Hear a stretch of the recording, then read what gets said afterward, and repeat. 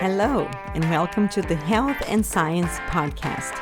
I'm your host, Dr. Elaine Barretto, a scientist turned health coach.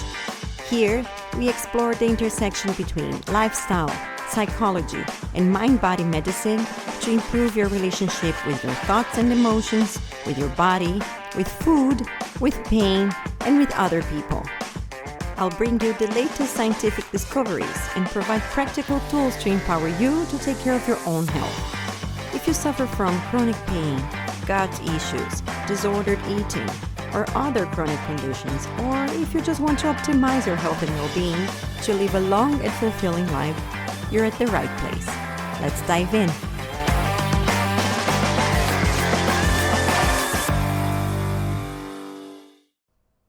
Hello, and welcome to the very first episode of Health and Science. I'm so happy that you're here. I'm so happy to be here. My name is Dr. Elaine Barretto, and I can't wait to share with you a little bit more about different topics in health and science. Today's special episode will be regarding the new era of chronic pain. I'm really excited to dive in this topic because chronic pain is a condition that affects many people. If you're one of them, I'm really sorry. I am also one of them. But I want to first, discuss a few concepts on what exactly it is, what are the latest findings in this field, and how is it going all over the world, and give you some optimism because there are good news, and that's why I'm so excited. And there are new tools that have been used to people like you and me with great success. So there is hope. And my wish is to try and digest as best as I can the science behind it and turn them into practical tips and tools that you can apply directly in your life. Today will be just a first dive in. This is a long topic and there will be many follow-up podcast episodes, so stay tuned. But I thought since this is one of the focus of my health coaching practice, which is called Mind, Body, Food, Pain. You can check it out at www.mindbodyfoodpainaltogether.com, where I will be posting also many blog posts and where you'll learn about the new podcast episodes, and you can also sign up for my newsletter to be informed of whatever new is coming up there or learn more about my programs. But today is not too much about me. I'll make sure to make other episodes to tell you a little bit about my story and what I do. Today I want to really talk about chronic pain and where are we right now regarding this. I don't even know in case you have pain or you know somebody that has pain that has been going on for a long time. Perhaps you haven't heard this term chronic pain yet, or you don't know if it applies to you. So let's start with the very basics. What we usually call chronic pain is a pain that lasts for longer than expected. Let's say you broke an arm or you got hurt, you got a burn on your skin. There is this expected healing time that, it will be a few weeks, a few months, but there is some expectation regarding what most people go through, how long it's going to take for you to feel better and feel less pain or no pain again. In the case of chronic pain, you're way over this expected healing time, right? So maybe you had an actual injury, or maybe not. The pain just appeared out of the blue. So both cases can happen. But the thing is, it's been taking so long for this pain to go away. We usually define as longer than 6 months, but it really depends. There is debate between 3 to 6 months. For sure, if you've been having it for years, you do have chronic pain, okay? And it is one of the most pressing health concerns worldwide because it affects many people. It affects the quality of life. It impinges massive costs to the healthcare systems. It decreases the workforce productivity because when you're in pain, you can't focus, you can't be productive at work. Many times you can't even make it to work. You can't even take care of your family, of your loved ones. It just affects everything. It affects your ability of even thinking clearly sometimes or controlling your emotions. or participating in social activities, right? It is really a burden. And despite that, of being so present worldwide and so many people suffering from it, the condition is still not very well understood. There is more science being done in this area, but there is still a long way to go. And this is reflected in the clinical treatments at the moment, because you'll see if you've been having this pain for a long time, it might be, or somebody that you know, it could be very well the case that this person has already taken several MRIs or X-rays or exams, right? Radiographic images, that has visited different specialties, different doctors, orthopedists, neurologists, physiotherapists. Maybe you're trying some alternative medicine, acupuncturist, a Chinese medicine doctor, massage, so many different things, and the pain might still be there. And there is no clear explanation when it's there, why it's there, when it's going to go away, and what you should do next. So you keep trying, right? So this is unfortunately still the case for the majority of people that suffer from chronic pain. And I'm glad to say that there are many scientists and research groups all over the world in different universities that are looking deeper into this. There is the advances that we've come in terms of imaging. These functional MRIs have allowed us to see more details of what is happening in the brain when we have pain that doesn't go away, persistent pain. There are these advances also in biomarkers that allow us to look into details what is happening to our cells, and even epigenetic advances that tell us what is happening to our genes. Do we have a specific gene that has been activated or that has been transmitted to us from our parents, or what is it going on there? So there are all these different fields going on right now. And today I'll be talking briefly about a few of them. It definitely grants a deeper dive on time for new episodes. Okay, but if you're one of these people that has been suffering from pain for a long time, and you didn't call it chronic pain, now you know what you have, and this is already an empowering tool, because that gives you the opportunity to research more about it, right? To go out there and see what are the latest news on chronic pain. The Guardian, a few months ago, had a long, maybe they're still going on, I don't know, series of articles exploring chronic pain and the latest treatment strategies that have been used.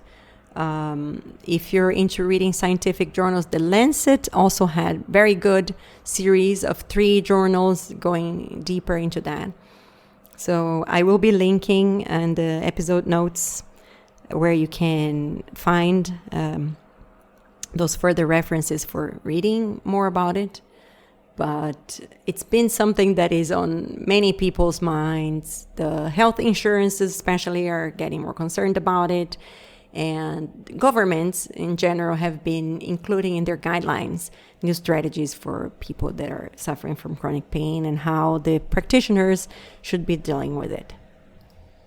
So the incidence of chronic pain is about 1 in 5 people in the world. That was reported in 2011, and this is not even including the people that don't report, so probably more than this. It's scary, right, to think that 1 in 5 people are suffering from a condition that we don't fully understand or can well treat yet. And many cases of chronic pain, like I mentioned before, can start as actual acute pain. Acute pain is the pain that we know that happens, and we immediately can connect to why it happened. Let's say after a surgery, or back pain, for example, when you used the bad posture or wrong posture, or carried weight or did something and you snaps and you feel that you have it. Or a gastrointestinal infection, for example, food poisoning, things like this. So this is what we call acute pain. It's a pain that happens, that lasts for a while, and you know why it's there. But when this pain persists and doesn't go away, this happens through a process that we call chronification. And what we have to understand in order to prevent people from getting this pain to become chronic is to understand how does this chronification process take place. So if we understand what are the risk factors for chronification and what are the protective factors, then we're going to be already halfway through the problem, right? That's what many people have been focusing on.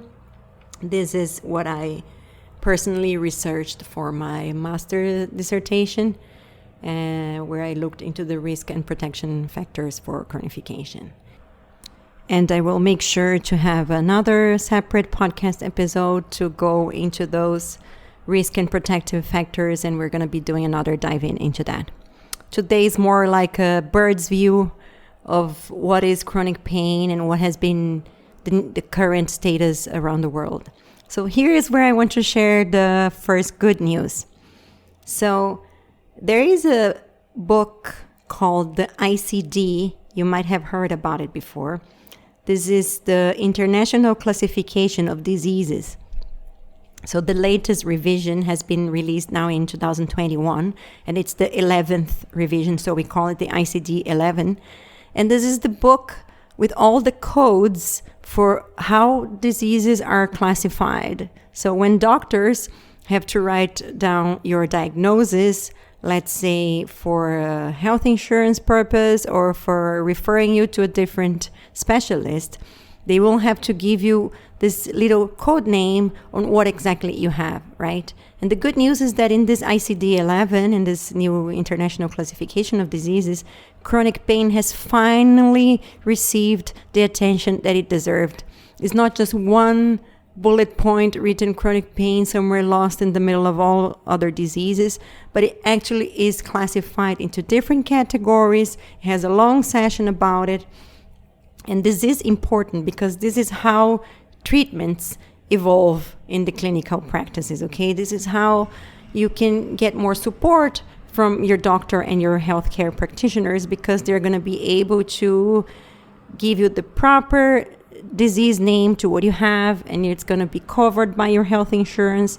So this is a process that is happening right now, this approval for these new codes for health insurance, and this is very exciting for all of us that are working in the field of chronic pain. And you should be excited too. So I'm not going to bore you with too many details and names of all these different classifications that made into the book. But if you're interested, you can look up for ICD-11. I can also add the link in the notes. Okay. And I just want to say this is the first great news. This is why this podcast episode is even called The New Era of Chronic Pain, because this changes a lot of things for us. And there is a lot of debate on whether the terms that were chosen were the best. This is not the relevant point here. There can be new improvements in the new editions of the ICDs, right? And the new revisions. What is important is that it received many pages and has a tree of classifications, and this is a progress that people are really looking into chronic pain as a disease. This is important because brings more research money. It has several consequences, okay? To give you an example, if you suffer, for example, from fibromyalgia, this is a diagnosis that is commonly made by exclusion, right? So far, it has been that the doctor will probably look at several different things and keep investigating when they can't find any other explanation for this pain that you have, coupled with insomnia and fatigue, which are typical for fibro. Then they'll say, look, we investigated everything. Everything is normal with you. I think the only thing we can say is possibly you have fibro. Now, in this classification of the ICD-11, this is listed in the category of chronic primary pain, and it's classified in the subcategory of chronic widespread pain. So now you understand, you just don't have fibro. You have a chronic primary pain, which is also a chronic widespread pain, and usually coupled with insomnia and fatigue. So this makes things more clear, easier to be listed, and also will probably generate more a differential on your treatment and diagnosis, right? Or, for example, if you suffer from IBS, from irritable bowel syndrome, this is also a type of chronic pain, and it's made into the list of chronic visceral pain syndromes. Okay? And the list goes on. There is chronic primary musculoskeletal pain for people that have low back pain, which is also very common. So this is good news. It means we are not just one category of people with pain that never gets better. We are people that suffer from a specific type of pain that has made into a certain category and will be addressed differently. Okay, I don't know if you can appreciate how huge it is, but in the health field, we're all very excited about this advancement. And the other thing I wanted to emphasize in this episode is about the models of pain. Many people through the years have postulated different models to explain what is the pain experience. This goes all the way back from Descartes, where he had this little figure in his book showing a person touching a fire and how the nerve was conducting this stimulus from the skin to the brain, and then the brain was feedbacking this to your finger and saying, please send a signal of pain there because there is some injury happening, right? This was the very first postulation of a pain model.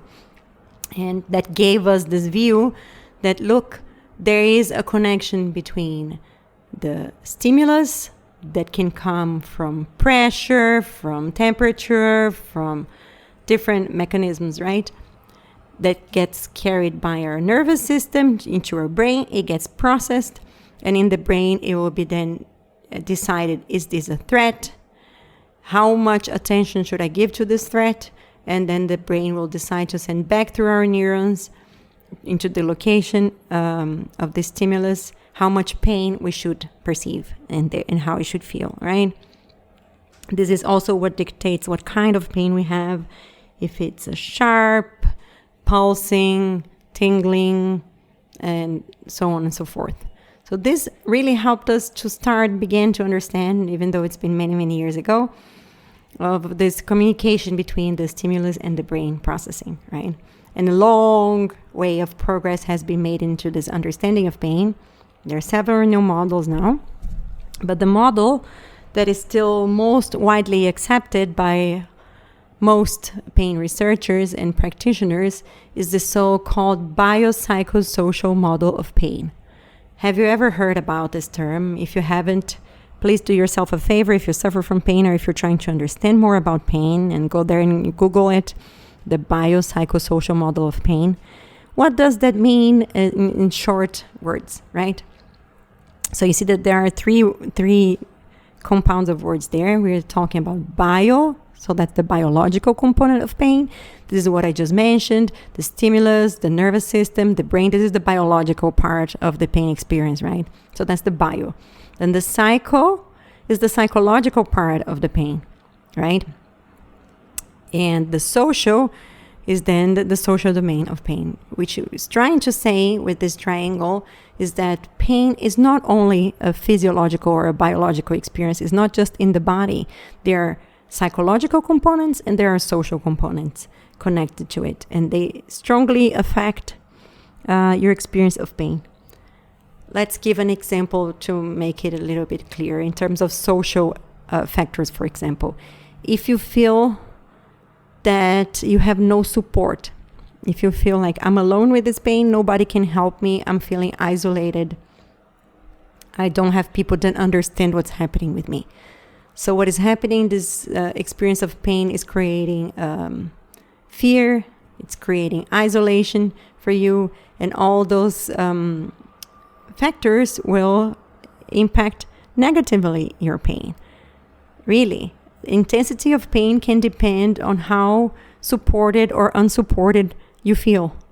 If you come to a practitioner, and sadly I hear reports like this from most of my clients, and you try to explain to someone you trust or a new practitioner what is happening with you, and your story is so long and your pain is so complex and you have all these different parts of your body that hurt and your pain changes from this to that, at some point it might happen might happen that they start looking at you like they are not believing you anymore. They stop paying attention, or they switch the direction of questions. They kind of don't validate that the story you're trying to tell is actually your experience of pain. So I want to tell you that being validated is a very important part of healing from pain. And we will be talking much more about this in other episodes, but to give you an example of the social aspect, and also includes a psychological aspect, right? It's both coupled because it's related to your relationship with other people, but it will also affect your relationship with yourself. If you feel invalidated, this will increase your fear around your pain. And when we have more fear, we first of all contract more our muscles, and this can also intensify the pain.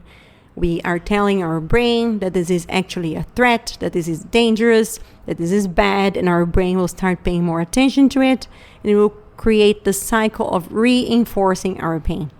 This is called the pain catastrophizing, and it happens to most people that suffer from chronic pain. And it's one of the very important things we have to address when you're talking about pain treatment. Is like really checking what are your social conditions. Are you supported? Do you have a network? Do you have people you trust? How do you feel about your pain? Those things are all very important. So what do you expect, right? Do you think you're going to have this forever? Do you feel like you're doomed and there is no meaning more to your life? Do you feel like you can't live a rich, fulfilling, happy life anymore because of this? This all will be like a snowball, increasing this feeling of pain catastrophizing. Okay, this is very important to break the cycle and address this from a social, psychological aspect. So this model of the biopsychosocial model of pain is very important to understand, to discuss with the people that are treating your pain, to research by yourself, to seek tools that can help you address the pain experience as a whole. Okay, and I really want to take my time to do a deep dive on this model and the consequences of it in the next time, so that you can absorb this information in small doses, right? Today we already started discussing several terms. We talked about the chronification process. We talked about what is happening with this new classification of pain, and about this biopsychosocial model. So this is as far as I would like to go today. For this first episode is a quick intro to the topic. If you got curious to hear more and you would like to follow up for the next discussions, please stay tuned to sign up to our podcast, subscribe, and perhaps also visit our webpage so that you can be informed of whenever is a new episode there or articles that I'm publishing. So what I want to say is most of the new therapies, as a final conclusion here to this very episode, most of the new therapies that are coming in this field are really focused on addressing this psychological aspects of the pain. So if you haven't ever tried addressing your chronic pain from a more integrative perspective, looking not only at the musculoskeletal aspects of it, so perhaps you're trying yoga or massage or physiotherapy, those are all very valid efforts.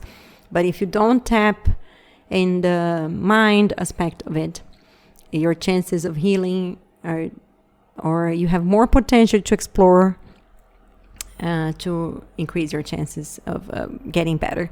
So in my programs, I do offer this more integrative perspective where I look at pain from all the sides, including also the nutrition side and the psychology side. We tap on mindfulness and other things like that, art therapy, and so on and so forth. So if you're curious to know how this can look like, if you haven't tried anything like this, go visit my website. Link is in the show notes. And thank you for being here for this first episode. I hope it was informative. I hope you like the style of it and gave you a taste of what we will be discussing in the next episodes of the series, okay? I look forward to being with you again. Thank you so much for giving me a little bit of your ear time. Take care of yourself. Stay well.